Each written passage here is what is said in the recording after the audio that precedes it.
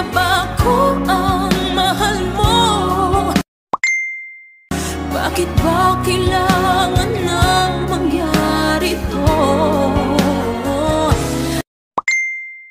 Damdamin ay tuluyan ng lamig, magwawakas na